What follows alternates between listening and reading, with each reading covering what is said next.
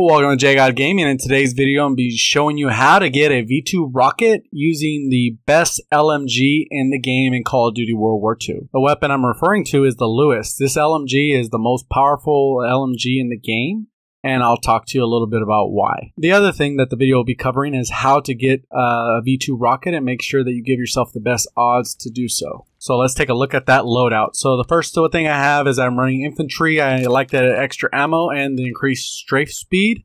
Those are the two main reasons I use the infantry. I use ordnance just so I can get my streaks a little bit quicker. For this match, I was playing solo on Gridiron, so the score is a little bit slower.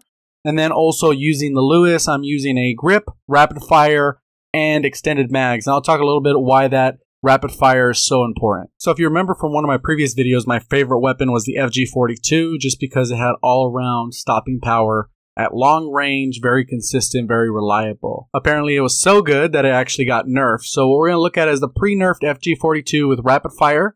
It had a 3-shot kill potential of 218 milliseconds, and that was up to 38 meter range. The current Lewis actually has a 3-shot kill without the actual rapid fire attached of 232 milliseconds. And that's up to 100 meters, so that's just ridiculous. You're not really going to experience those in these games other than maybe War or Gustav Cannon. Once you throw on that rapid fire, it's going to bring your time to kill down to 218 milliseconds, bringing it in line with the pre-nerfed FG42.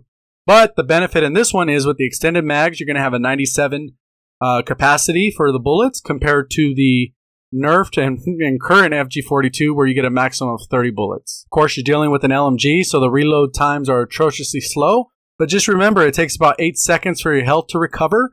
So anytime where you get shot and you think, hey, you know what, I'm going to wait 8 seconds for my health all the way to recover, maybe a good time to reload. Before we get into the gameplay, I'd really appreciate it if you'd like and subscribe if you haven't already. My channel's been growing really strong, and I really appreciate the help and continue growing. Remember to leave a comment. It really helps out the video. Drop a like. It does help me get seen by more people and allows my channel to grow. Thank you. So now let's move on to the steps required to get a V2 rocket. First thing you need to do is prestige every division at least once.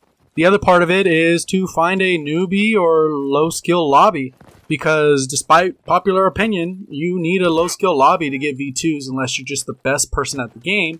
But I would say over 90% of people are not the best person at the game. So I would say try to get those luckier lobbies, and eventually you'll get one of those and you'll have the best chance possible. Almost anyone can get a nuke or a V2 in the right circumstances. The key is just working on getting your streaks longer and longer. Initially you might start by only being able to get 5 kill streaks, and then it'll move to 10 and you'll get a couple of those, and you'll get a 15, then a 20, and then you'll finally get to that 25 mark, and that's where it really gets important. You got to get a 25 kill streak using weapons and lethals. So if you get a triple kill with your grenade, it counts towards the streak.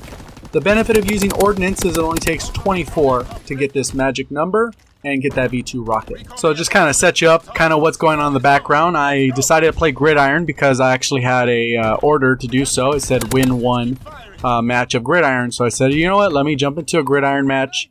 And then the map pulls up Gustav Cannon. Anytime Gustav's pulling up, I'm not a sniper, nor do I want to be a sniper, so I always pull out my Lewis LMG and I decide to just get kills that way. You can see right there I got one lucky kill on that dude. Probably should have killed me. He had a WAF and I had an LMG point blank. Obviously the downside with the LMG is it's really hard to have those close-up engagements, so you really want to force your engagements to be at a distance. You see right here I'm just kind of spraying, taking out a few different people, and kind of just owning the cannon like from my guide on how to, control the map. In this particular one with Gustav Cannon and Gridiron, there's really only a couple spawns, which are the corners on the opposite side of where you initially spawn. So pretty much as long as you control the area, you can actually just get the kills. Our team's already up, so I don't have to play too aggressively to try and push the ball, and the team continues just pushing the ball. And right over here, I get another opportunity where he just happened to be bayoneting my teammate, so I got another lucky kill there of that close range. So ideally, you don't want any gunfights at close range with the LMG. Hopefully you can land those 3 shots and get that quick kill, because there's not a lot of guns in the game that are really competitive at that close range if you can land those 3 shots. There are a few, but typically they have a good amount of recoil, or they have to be the right setting and they have to land all the shots. So pretty much I just keep the long sight lines. I see the guy flanking around that left side, just kind of holding a position, trying to get that recon plane. because a lot of times map awareness is the key. With the recon plane being, you know, roughly 8 kills, 10 kills to actually get in Gridiron, you want to make sure that you are racking up those kills so you can get that.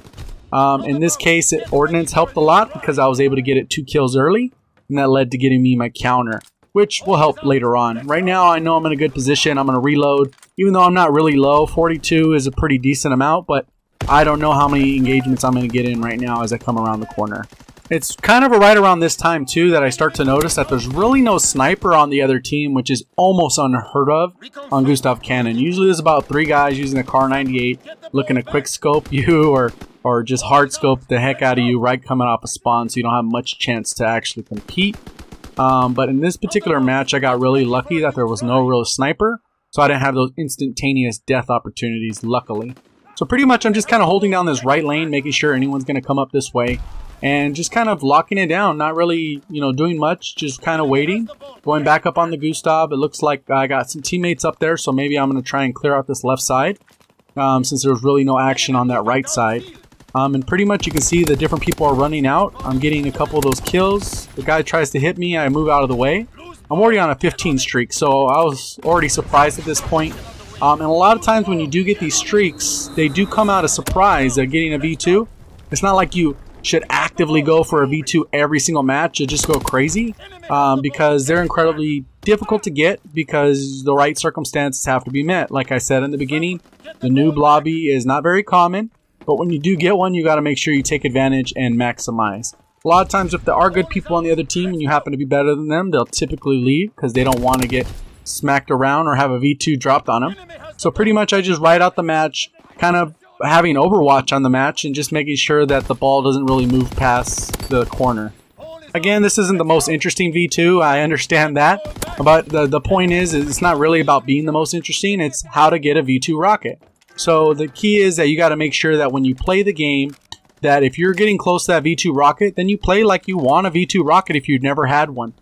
So right here, I know just camp it out, the rounds will flip, and then I'll get started on round 2 trying to go for that V2. My only concern at this point is that when the rounds switch, they typically backfilling the slots. And I saw that there's 2 empty slots, and I was like, I hope a sniper doesn't join, because that'll totally ruin it for me. Second half, I start off a little bit slow as well, but I really only need about 8 kills to get that V2 rocket. So at this point, I said, hey, you know what? We're already winning. Let me go for a V2.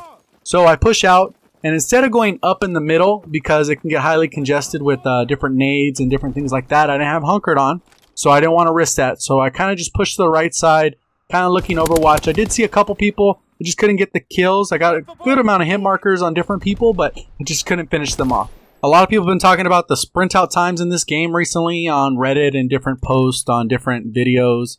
And right now, the game does have a pretty slow, you know, sprint out time where basically when you run to fire your gun, how long the delay is. Typically, the time to kill in this game is faster than the actual sprint out time, or it's really close to it. So a lot of times if you're sprinting, you'll probably be dead before you can even land one shot on the opponent. So the person who's strafing around with their gun out is probably going to win the gunfight most of the time if they're aiming down sight. So right here, I'm just kind of not being, you know, pushing the objective too hard. I know my teammates are kind of in the mid and towards the front of me, and I'm just kind of watching out. I know that the people are going to come around this right side. It's just a matter of taking time to kind of not push the issue. I know there's a couple new people added. I don't want to risk that. So as you can see in this particular video, I'm just kind of waiting out. Someone launched the ball over there, and it's getting so close. It gets kind of frustrating at this point because it seems like in this game, I've mentioned it before, it's Murphy's Law. If something wants to go wrong, it's going to go wrong. Someone might throw a random nade in my direction and I have no chance to recover, or they stick me, or they get a score streak or something. Almost inevitably goes wrong when you're really close to that streak. And you've all been there on some kind of streak, whether it's getting your paratroopers, getting a glide bomb, or whatever the case is, your streak. And it just gets to that point where it's like, really? Come on. Come out so I can get this easy kill and be done with this, so I can play a little bit more aggressively. Obviously with an LMG, you're not going to run around too much. You're going to play a little bit more cautious and play to the strengths of the gun. This particular gun, like I said, has that 100-meter 3-shot kill potential. Why would I engage people at close range? It just makes no sense. So obviously the gameplay is a little bit boring, a little bit slow, but the point is how to play it cautiously. You can see my whole team, not even anyone is prestige, except for maybe one guy, and everyone else is a little bit lower ranked. So right here, I go for it, get another kill, get my glide bomb. Hopefully that can give me some information or clear out some areas if it gets a little bit risky. I'm still holding on to that counter recon plane just to make sure that if the recon comes out, I'll be able to shut that down. And just kind of keeping these long sight lines, because really, are they going to get me with an SMG? No. Are they going to get me with most of the ARs? Not likely, unless they land every single shot. So right here, trying to get more shots, nothing. He probably passed the ball. And then my teammates start to rush up behind me, and I'm thinking, okay, well, maybe they'll clear it out. I don't want to go too aggressive. I'm going to cover their back in case someone runs through this building. And nothing really happens. They kind of just get outmaneuvered, and then they eventually kill the guy with the ball. So they get a hold of the ball, and I start maneuvering that way again. And I know I'm close. I know I'm only like 1 or 2 kills away, and I just want to finish it off. So right here's where it's at. I get that 1 kill, and then I'm ready to call in the V2 rocket. Nothing more to it. I do play a little bit more aggressively in the second part, and I actually get 2 deaths. It probably would have been my highest KDR. Not by most kills by any means, but highest KDR, because I was on like a 35 streak or something like that by the time I got my first death. And I wasn't even running like hardcore lethal streaks like the airplane or the paratroopers, and got 6 kills right there on the super kill. So quick, easy score, and our team's just decimating the other team, 27-0.